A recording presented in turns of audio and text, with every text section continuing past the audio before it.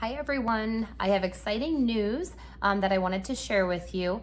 You may or may not have heard that my book, The McMillan Method, which is right here on how to self-treat chronic dizziness and 3PD, it's a workbook, is coming out on June 11th. It's available for pre-order purchase right now through Amazon and will be available for purchase June 11th at all major online bookstores.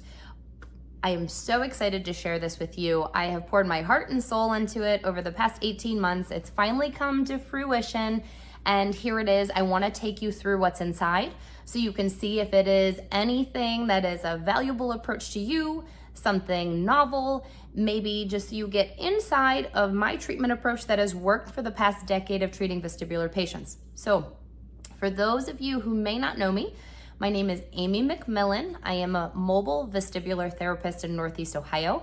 I've been treating patients who suffer from vestibular disorders of all kinds over the past decade with a particular passion for helping people with 3PD.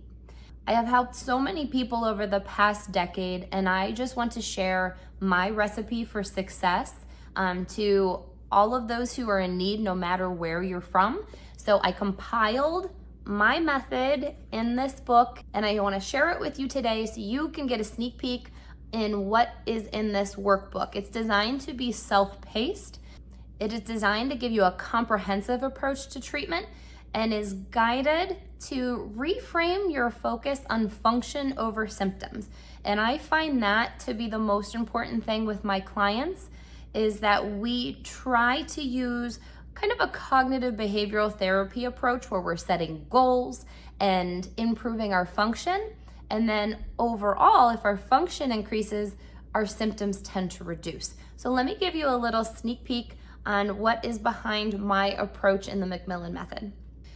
So the first portion goes over the etiology, what happens with 3PD. So that's just a nice intro. And then I followed these 5 treatment approaches that we go through with the workbook.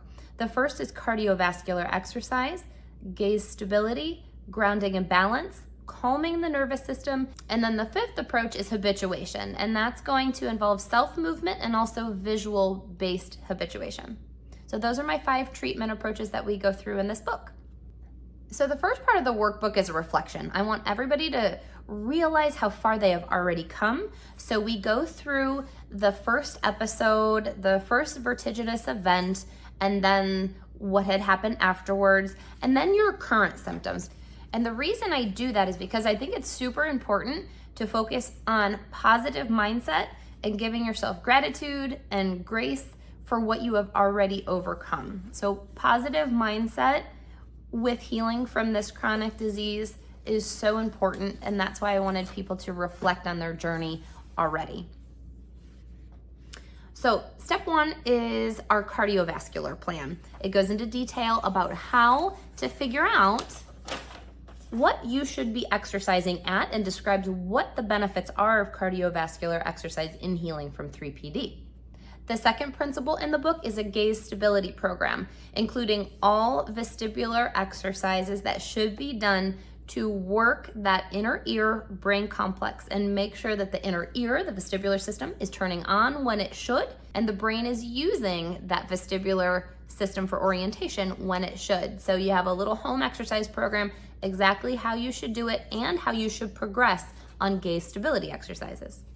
The third portion of the book is all grounding and balance exercises. It gives you the importance of grounding and somatosensory use. So somatosensory is our touch system. We want to use our grounding and our touch system to decrease our visual dependence, which is so common in 3PD that we get very dizzy with visual triggers. So this whole portion is different exercises on grounding techniques that you can start today. The 4th principle discusses nervous system regulation. This includes a multitude of different practices that you can choose from, including meditation, visualization, tapping, and different breathing techniques to calm that nervous system and reduce anxiety-related dizziness. Then the fifth principle that is discussed in a lot of detail, because it is a key component to my treatment protocol, is habituation. Now, the two things that are discussed here for habituation are going to be optokinetic training and then self-based movement habituation. Now, this is a key component of the workbook because it is all about goal setting and regaining your function over worrying about your symptoms. We're cognizant of symptoms, but what we're doing is taking basically a big goal, and then we are breaking it down into small tasks until we can achieve that goal. So a big portion of this workbook is all about goal setting and how we're going to achieve an increase in our function. So let me give you an example of how this is laid out.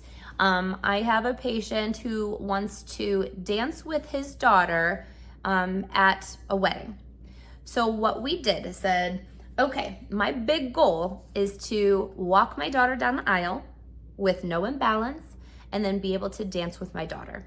So what we did is we set goals like week 1 on Monday. What I tried to do is walk a straight line without turning my head.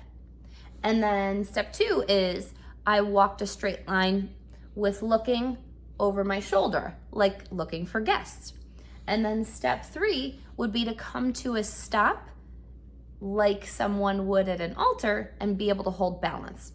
So to be able to walk his daughter down the aisle, we had steps 1, 2, and 3, and we complete that every day until he's successful with that goal. And then we pick a new goal of dancing. So what we started with was maybe I stand up from my chair and I walk to the center of the room without tripping and without veering. Step 2 is going to be to start to tolerate kind of side to side weight shifting without losing balance or feeling dizzy.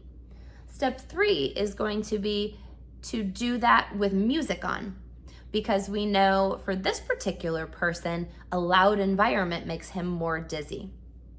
So we took steps 1, 2, and 3. We're breaking down a big goal, identifying what challenges we might have, and then seeing if we can desensitize and get used to those smaller goals. So then when it comes time to dance with his daughter, he's used to it, he knows what to expect, and his brain is ready for it. So we could go over this goal setting for an additional 15, 20 minutes. But again, it's a big monthly goal. And then we break each step down into little goals. So there's where this book is self-paced and gives you accountability. Something's on paper. We're writing a plan down. That's what makes this successful for a lot of my patients. We find something that causes a challenge, and then we habituate to these little tasks until we can finally increase our function and get back to some of our big goals and what we love to do. So it also includes some success stories of people who have used this method. We have people with vestibular migraine, 3PD, post-COVID dizziness, and all of these patients suffer from 3PD and have used this approach and are now increasing their function and living their lives as best they can, managing their symptoms, if not completely healed. I also have a couple tools here in the appendix that you would use for your gaze stability or visual therapy exercises, including a gaze stability chart and a checkerboard in the appendix to use for more visually busy stimulating exercises. So hopefully that helps you get an idea, a little behind the scenes of what I have in my treatment approach of the McMillan method. Hopefully it's an approach that will work for you. I cannot wait to hear your thoughts on this book and any success stories. Please leave your thoughts, comments, and stories in the comments below. You know I love to respond and read them. And until I see you next week, stay healthy, stay steady, stay strong, and keep a lookout for June 11th when the book launch is finally here. Thank you for your support, and I hope this book reaches the hands of all who need it.